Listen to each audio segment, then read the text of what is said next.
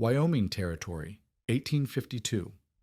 While Army surveyors prepared for another freezing night of stoking fires every 2 hours, French-Canadian trapper Samuel Greybird spent 3 hours heating river rocks the size of watermelons, then carefully burying them beneath his sleeping platform. The surveyors called it wasteful. They called him crazy. Captain William Morris, a West Point engineer, dismissed it as Indian nonsense and warned his men against following primitive practices. Greybird's method seemed backwards to every frontier principle. Instead of burning wood all night, he heated 6 massive stones to extreme temperatures for just 2 hours, then slept undisturbed above his buried thermal battery. Then December arrived with temperatures plunging to 20 below zero. The survey team burned through wood supplies 40% faster than planned, waking every 90 minutes to feed their fires. Men developed frostbite from cold spots in their shelters. Private Thompson nearly died from carbon monoxide poisoning. But Greybird's shelter?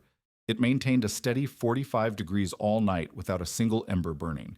He used 1/10 the wood while staying consistently warmer than men who never stopped feeding their fires. What did this mountain man understand about heat, thermal mass, and survival that West Point engineers had never learned? And how did his primitive rock method prove superior to everything the Army thought they knew about staying alive in the Rockies? If you value stories of practical wisdom that stood the test of time, make sure to subscribe. We've got more documented accounts worth remembering. Comment your city and state. We love reading where these documentaries reach. The November wind cut across the Wyoming Territory with the kind of bite that promised a hard winter ahead. Samuel Greybird crouched beside the Sweetwater River, running his weathered hands over smooth stones the size of watermelons, testing each one with the methodical patience of a man whose life depended on getting it right. He tapped them with a metal rod, listening for the clear ring that meant solid rock without hidden cracks. Any stone that gave a dull thud got tossed back into the current. Behind him, the Army survey team was already setting up their evening routine, gathering armloads of deadwood, banking fires that would need constant feeding through the night, preparing for another sleepless stretch of 2-hour wake-ups to keep the flames alive. Captain William Morris watched Greybird's rock selection with the bemused tolerance of a West Point engineer, observing a particularly stubborn example of frontier eccentricity. That Frenchman's going to spend half the day heating rocks when he should be gathering firewood, Morris told Corporal Fletcher, shaking his head. 5 winters with the Shoshone, and he's picked up all their backward habits. The captain had seen enough of the frontier to know that survival meant following proven military protocols, not chasing after Indian superstitions that defied common sense. Greybird paid no attention to the skeptical muttering from the survey camp. He had learned this method during 5 consecutive winters living with Running Bear's band, watching Shoshone women heat cooking stones, and gradually understanding that the principle scaled up to something much more ambitious. The old medicine man, Whitehawk, had taught him that rocks were like wooden barrels. They could hold heat the same way containers held water, storing it up and releasing it slowly when you needed it most. The key was selecting river stones that had been tumbled smooth by decades of current, with no internal fractures that would cause them to explode when heated to extreme temperatures. By the time Greybird had selected 6 perfect specimens, each weighing between 30 and 50 pounds, the survey team had already started their cooking fires. He built his own blaze 20 feet from his shelter, feeding it split pine and dry aspen until the flames roared 3 feet high. Then he rolled his chosen rocks directly into the heart of the fire, positioning them so the flames could lick every surface. The Shoshone had taught him to think of this process like loading a rifle. You had to pack the heat deep into the stone's core, not just warm the surface. "Look at that fool," laughed Private Thompson, watching Greybird tend his rock-heating fire. "Burning good wood to warm up stones while we're trying to cook supper and heat our shelters at the same time. He'll freeze to death before midnight." The other soldiers nodded in agreement. They had all seen men die from inadequate preparation, and Greybird's method looked like the kind of mistake that got trappers found frozen solid come spring thaw. While the rocks heated, Greybird worked on the most critical part of his system, the clay-lined pits that would hold his thermal battery through the night. He had dug these depressions 18 inches below where his sleeping platform would rest, each pit precisely sized to hold one heated stone with 3 inches of sand cushioning on all sides. The clay lining was crucial, mixed from river mud and dried grass, in proportions the Shoshone women had perfected over generations of winter survival. Without that insulation barrier, the heat would bleed directly into the frozen ground and be lost within hours. Captain Morris walked over as Graybird positioned the clay-lined pits beneath his sleeping area. "You realize you're spending more effort on this elaborate heating contraption than it would take to cut firewood for a week?" Morris asked, genuinely curious despite his skepticism. "My men will have warm shelters and hot meals while you're still playing with mud and rocks." Graybird looked up from his pit construction, his hands covered in clay. "Captain, how much wood did your men burn last night to keep their fires going?" he asked. Morris estimated around 80 pounds per shelter, split between cooking and overnight heating. Graybird nodded toward his rock heating fire, which had been burning intensely for 2 hours and would die out completely once the stones were loaded into their pits. "This fire will use maybe 12 pounds of wood total," he said quietly, "and I will sleep 8 hours without waking once." As darkness fell and temperatures dropped toward 10 below zero, Graybird used long iron tongs to carefully transfer each glowing rock from the fire into its prepared pit. The stones radiated heat like miniature suns, their surfaces too bright to look at directly. He covered each one with a layer of sand, then sealed the pits with fitted wooden covers that would trap the thermal energy while allowing him to position his sleeping furs directly above. The entire system was designed around a simple principle the Shoshone had discovered centuries earlier. Heated stone released energy in a steady, predictable curve that could keep a sleeping area warm for 8 to 10 hours without any combustion at all. The survey team maintained their fires until well past midnight, with men taking shifts to add wood every 2 hours. They could hear Graybird settle into his shelter around 9 o'clock, and then nothing but silence from his direction. "He'll be begging for a spot by our fire before dawn," predicted Corporal Fletcher, adding another log to keep their flames high. The temperature outside was dropping toward 15 below, cold enough to kill a man if his heating failed. But when morning came, Graybird emerged from his shelter fully rested, while the survey team stumbled around with the hollow-eyed exhaustion of men who had been waking every 90 minutes all night. His internal temperature had held steady at 45 degrees, while theirs swung wildly between 70 degrees near their fires and 25 degrees in the cold corners of their shelters.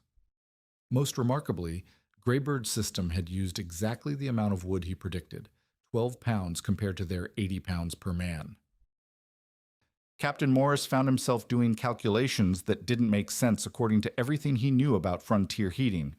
If Graybird's method actually worked as demonstrated, it would revolutionize winter military operations across the entire Rocky Mountain region. But admitting that would mean acknowledging that West Point engineering had something to learn from Indian techniques that the Army had dismissed as primitive for decades. December arrived early that year, sweeping down from the Rockies with a fury that caught even experienced frontiersmen off guard. The first blizzard hit on December 3rd, dumping 3 feet of snow in 18 hours and driving temperatures down to 20 below zero, colder than any weather Captain Morris had recorded in his expedition logs. The survey team huddled in their shelters, feeding fires constantly as wind howled through gaps in their hastily constructed walls. Every 90 minutes, someone had to brave the brutal cold to gather more wood, their exposed hands going numb in seconds as they fumbled for split logs in the darkness. Graybird maintained his evening routine as if nothing had changed. He spent the same 2 hours heating his river rocks to scalding temperatures, then buried them in their clay-lined pits with the methodical precision of a man following a proven system. While the survey team burned through their carefully rationed wood supplies at an alarming rate, Graybird's fuel consumption remained constant at 12 pounds per day. The physics of his rock heating system didn't change with external temperature. A 40-pound stone heated to 450 degrees contained the same thermal energy whether the air outside was 10 below or 30 below. By the 4th night of sustained cold, cracks began showing in the survey team's confidence. Private Thompson woke with frostbitten fingertips after his fire died down during his watch, the cold creeping through gaps in his shelter's construction that hadn't mattered during milder weather. Corporal Fletcher found ice forming on the inside walls of his quarters 3 feet from his fireplace, despite burning wood at twice the normal rate. The men were exhausted from interrupted sleep and constant fire maintenance, their efficiency dropping as they stumbled through their daily surveying work with hollow eyes and numbed reflexes. Graybird emerged each morning at his usual time, fully rested and alert, while the survey team struggled with the cumulative effects of 5 broken nights. His shelter maintained internal temperatures between 45 and 50 degrees. With remarkable consistency, Corporal Fletcher had begun secretly checking with his pocket thermometer, unable to believe what he was measuring. The rock heating system created gentle convection currents that circulated warm air throughout the space, eliminating the cold spots and temperature swings that plagued fire-heated shelters. The technical disparity became impossible to ignore when Fletcher started documenting fuel consumption with military precision. Graybird used exactly 12 pounds of wood daily regardless of external conditions, heating his rocks to maximum temperature and then letting his fires die completely. The survey team was burning through 120 pounds of wood per day during the cold snap, a 50% increase from their normal consumption, and they were still losing the battle against the brutal Wyoming winter. Captain Morris found himself watching Graybird's routine with growing fascination rather than dismissal. The trapper's system seemed to violate basic principles of heating that Morris had learned through years of frontier service. More cold should require more fuel, not the same steady consumption. But the evidence was undeniable. Graybird slept soundly through nights that left Morris's men shivering despite their roaring fires, and he accomplished this using a fraction of their wood supply. The crisis deepened on December 8th when Private Henderson nearly suffocated from carbon monoxide poisoning. In his desperation to stay warm, he had sealed every gap in his shelter and maintained a large fire throughout the night, creating a deadly trap that filled his space with invisible poison. Fletcher found him unconscious at dawn, blue-lipped and barely breathing. They revived Henderson with cold air and rapid warming, but the incident drove home a terrifying reality. Their heating method wasn't just inefficient, it was actively dangerous when pushed to extremes. Graybird's system eliminated combustion inside his shelter entirely once the rocks were buried and the external fire extinguished. No flames meant no smoke, no carbon monoxide, no risk of accidental fires spreading to bedding or clothing. The heated stones provided radiant warmth that couldn't kill or burn, releasing their stored thermal energy through natural physics rather than ongoing chemical combustion.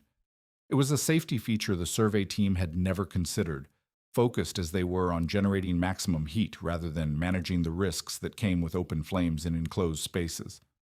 Corporal Fletcher began timing Graybird's heating cycle with scientific precision, documenting every aspect of the process in his official survey notes.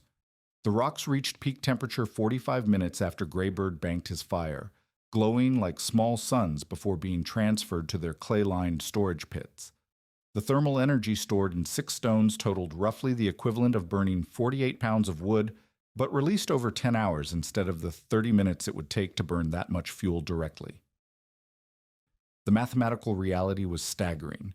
Graybird achieved 85% heat utilization, while conventional fires wasted 65% of their energy up the chimney or through inadequate shelter construction. His clay insulation system retained 90% of the stored thermal energy, creating a heating curve that peaked around midnight and gradually declined through dawn. The survey team's fires created violent temperature swings, from 70 degrees next to the flames down to 20 degrees in far corners, while Graybird maintained steady conditions throughout his space. By December 10th, even Captain Morris had to acknowledge what his instruments were telling him. Graybird's primitive method wasn't just working, it was demonstrably superior to military heating protocols in every measurable category. Fuel efficiency, temperature stability, safety, sleep quality, and overall effectiveness all favored the rock heating system that Morris had initially dismissed as Indian superstition. The survey team was burning through their wood reserves 40% faster than anticipated, facing the possibility of running out of fuel before winter's end.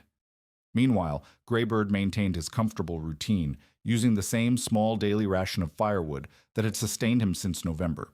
The contrast was becoming impossible to ignore, and Morris realized he faced a choice between military pride and survival pragmatism as the Wyoming winter tightened its grip around them. January brought weather that transformed survival from a challenge into a life-or-death struggle.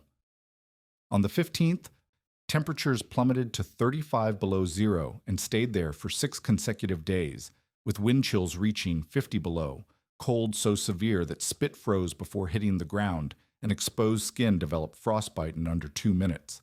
This was killing weather that tested every heating system to its absolute breaking point, the kind of sustained Arctic blast that claimed lives even among experienced frontiersmen who thought they understood winter survival.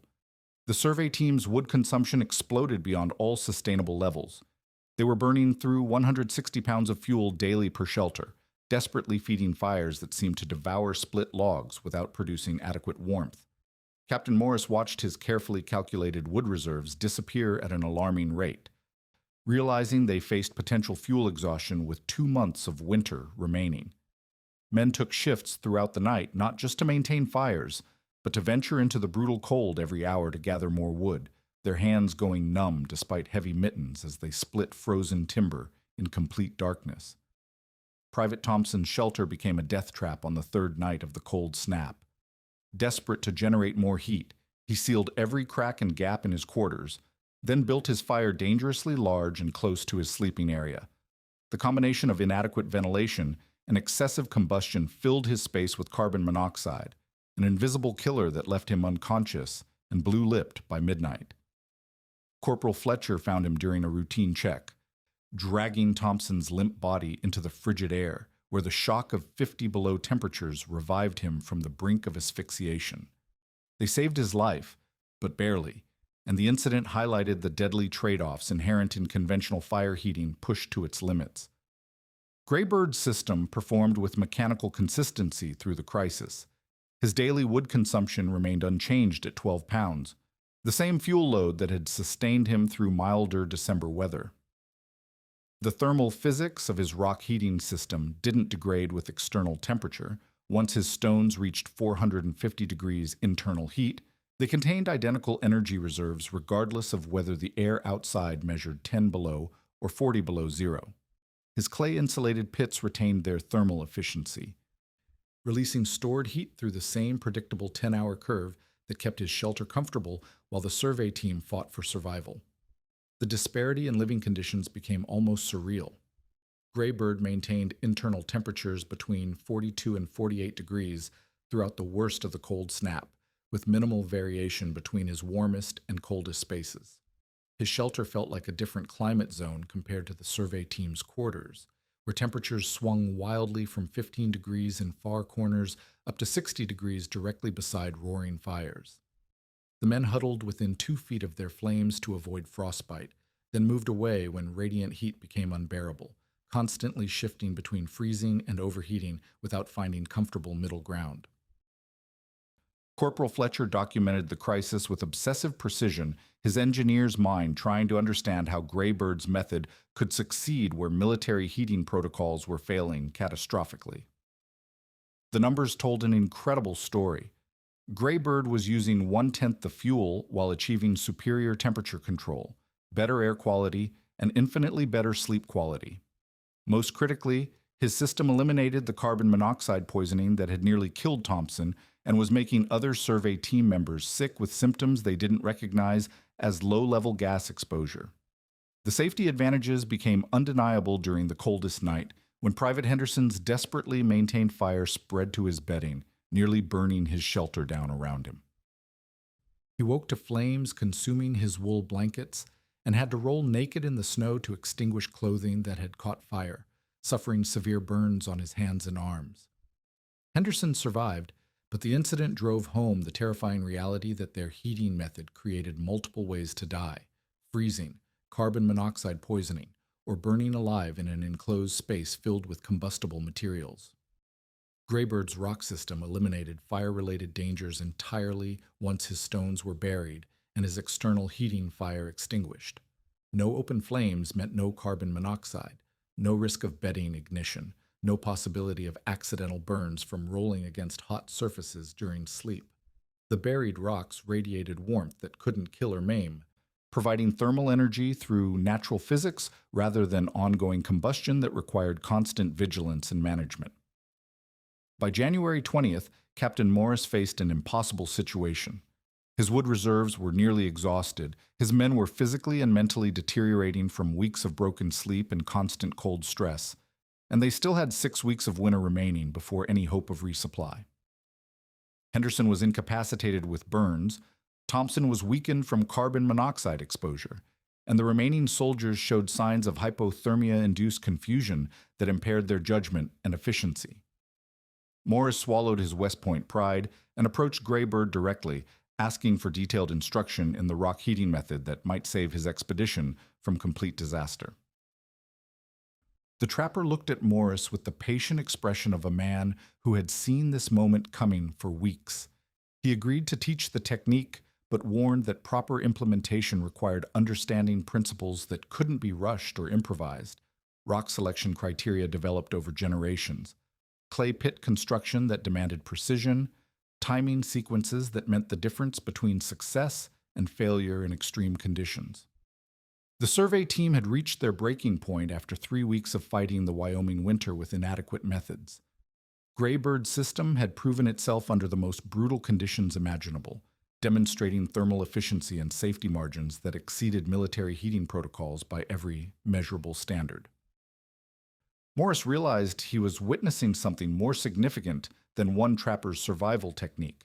He was seeing traditional knowledge that could revolutionize cold weather operations throughout the Army's Western territories if he could overcome his institutional resistance to learning from sources the military had dismissed as primitive. Graybird agreed to teach the rock heating system, but only after Captain Morris acknowledged that this wasn't frontier improvisation. It was sophisticated thermal engineering developed by Plains Indians over centuries of winter survival. The trapper began with rock selection, the foundation skill that determined whether the entire system would work or kill someone through explosive failure. He led the survey team to the Sweetwater River, now frozen solid, and demonstrated how to identify proper heating stones by sound, structure, and mineral composition. Each rock had to meet precise criteria that seemed simple but demanded trained judgment. River stones were essential because current action had removed internal stress fractures that caused explosions when heated rapidly. Graybird showed them how to tap potential candidates with iron tools, listening for the clear metallic ring that indicated solid interior structure versus the dull thud that revealed hidden cracks or air pockets.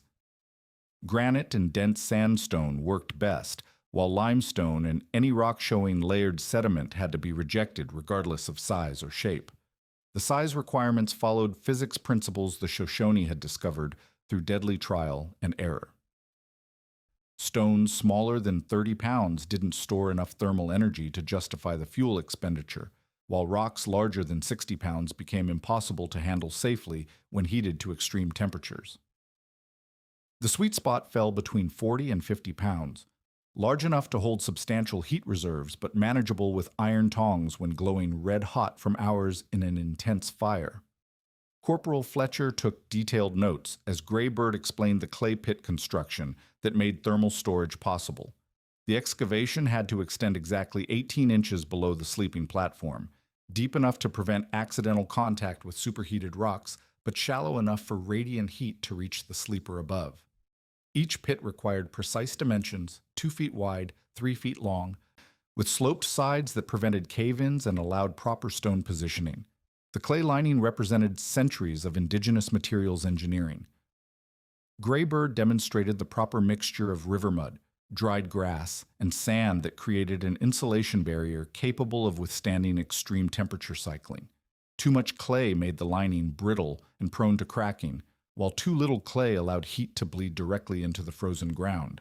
The optimal ratio was 3 parts clay to 1 part dried organic matter, mixed with enough sand to prevent shrinkage as the lining cured. Private Thompson, still recovering from his carbon monoxide poisoning, watched with particular attention as Graybird explained the thermal timing that made the system work. The rocks required 2 to 3 hours of intense heating to reach internal temperatures of 400 to 500 degrees, hot enough to store maximum thermal energy, but not so extreme that they became unmanageable or dangerous to transport. Graybird emphasized that surface temperature was deceptive. The stones needed to absorb heat throughout their entire mass, not just develop a glowing exterior. The transfer process demanded precise choreography learned through years of practice. Graybird showed them how to use long iron tongs to lift each superheated rock from the fire, supporting its weight properly to avoid dropping a 50-pound stone that could shatter and send molten fragments flying. The stones went directly from fire to sand-lined pit, where they were positioned to maximize radiant surface area while preventing direct contact with clay walls that could crack from thermal shock. Captain Morris began to understand the sophisticated physics underlying what he had dismissed as primitive technology. The heated rocks functioned as thermal batteries, storing energy during the heating phase and releasing it steadily over 8 to 10 hours through controlled radiation. A 40-pound stone heated to 450 degrees contained roughly the same thermal energy as burning 8 pounds of wood, but released that energy over 10 hours instead of the 30 minutes required for direct combustion. The convection principles fascinated Corporal Fletcher, whose engineering background helped him grasp the air circulation patterns that Graybird described. Heated rocks created rising warm air that circulated throughout the shelter, creating gentle currents that distributed heat evenly rather than the violent temperature gradients produced by open fires. The buried stones maintained steady radiant output that eliminated cold spots and temperature swings, providing consistent comfort that was impossible to achieve with conventional heating methods. Graybird invited Private Henderson, still bandaged from his fire burns, to sleep in his shelter during the lesson period.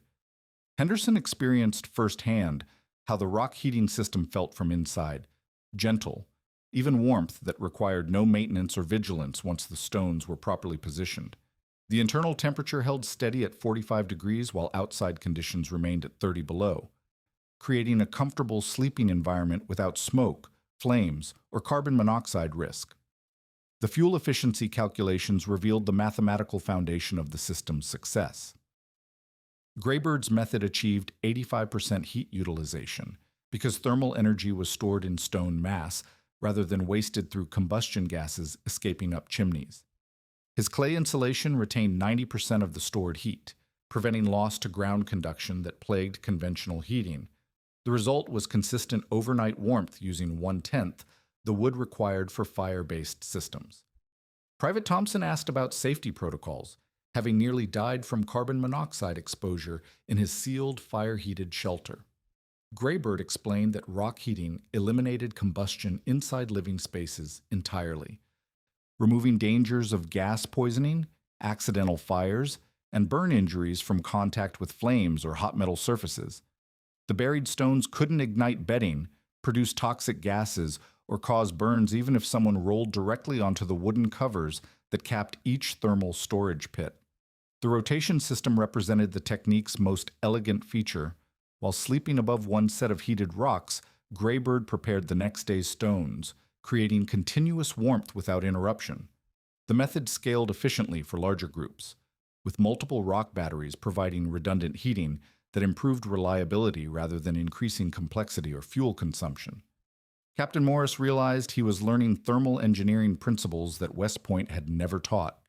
Traditional knowledge that surpassed military cold weather doctrine developed for entirely different climates and conditions. The Wyoming winter had proven conventional methods inadequate, while Graybird's indigenous techniques continued working flawlessly under the most extreme conditions the survey expedition had encountered.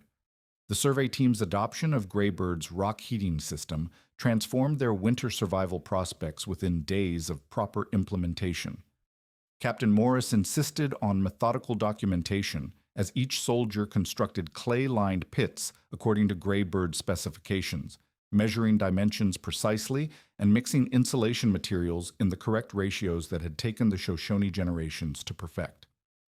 By February 1st, all functional members of the expedition were sleeping through the night for the first time in months, their shelters maintaining steady temperatures while using a fraction of their previous wood consumption. The measured results exceeded even Morris's most optimistic projections.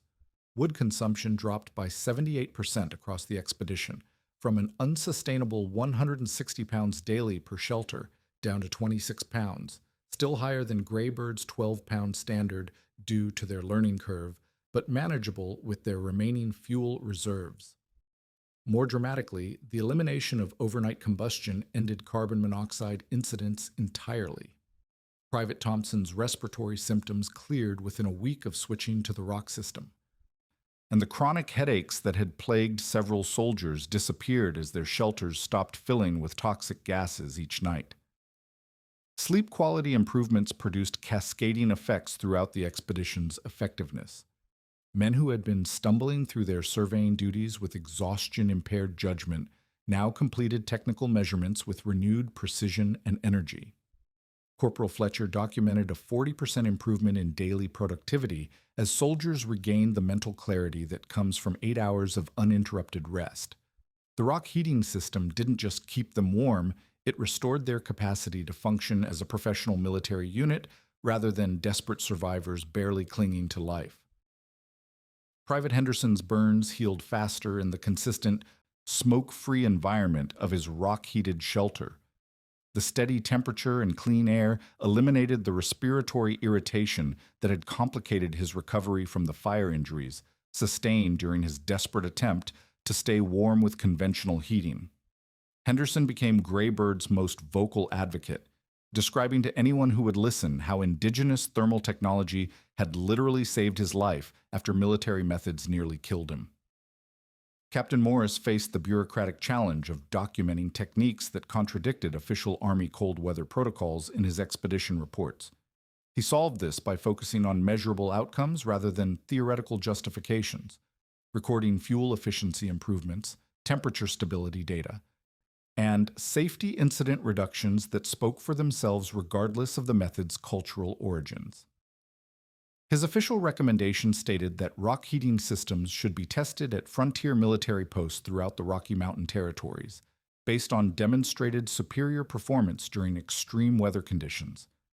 The techniques spread beyond the survey expedition began immediately upon their return to civilization in March 1853. Morris shared his documentation with other Army engineers, while Greybird taught the complete system to trappers and traders who carried the knowledge throughout the mountain territories. The rock heating method appeared in military survival manuals by 1854, described as an indigenous thermal storage technique that provided superior fuel efficiency and safety compared to conventional fire-based heating systems. Civilian adoption followed military validation, with homesteading guides and frontier newspapers publishing detailed instructions for rock heating systems by 1855. The technique proved particularly valuable for isolated settlements where wood supplies were limited and conventional heating methods couldn't sustain families through extended cold periods. Homesteaders reported fuel savings of 60 to 80% compared to continuous fire heating, with dramatically improved safety records and sleep quality that enhanced overall winter survival rates. Greybird's role in preserving and transmitting traditional knowledge became recognized throughout the frontier community. He trained dozens of trappers, soldiers, and settlers in proper rock selection, pit construction, and thermal timing during his remaining years in the mountains. More importantly, he consistently credited the Shoshone people as the true innovators, emphasizing that his contribution was translation rather than invention, making centuries-old indigenous engineering accessible to European-descended settlers, who had initially dismissed it as primitive. The long-term impact extended far beyond individual survival improvements. Military historians later recognized that the adoption of indigenous heating techniques represented a crucial shift in Army frontier strategy, acknowledging traditional knowledge as a valuable resource rather than an obstacle to progress. The rock heating system influenced cold weather shelter design throughout the American West, with variations appearing in military manuals, civilian construction guides, and homesteading literature for decades after Greybird's initial demonstration. Modern thermal engineering analysis confirms the physical principles that made Greybird's system superior to conventional frontier heating. Contemporary testing demonstrates that properly implemented rock heating achieves thermal efficiencies of 85 to 90% compared to 35% for open fire systems, while providing temperature stability within 3 degrees compared to 35-degree swings in fire-heated spaces. The elimination of combustion gases creates measurably healthier indoor air quality, while thermal mass storage provides consistent overnight warmth impossible to achieve through direct burning. The Wyoming Territory Survey Expedition became a case study in the value of traditional ecological knowledge, demonstrating how indigenous techniques developed through centuries of practical experience often surpassed imported European methods not adapted to local conditions. Graybird's story exemplified a broader frontier truth that military and civilian authorities gradually accepted. Survival wisdom came from listening to those who had lived longest with the land, not from dismissing their innovations as backward or primitive. Captain Morris concluded his official report with an observation that summarized the expedition's most important discovery.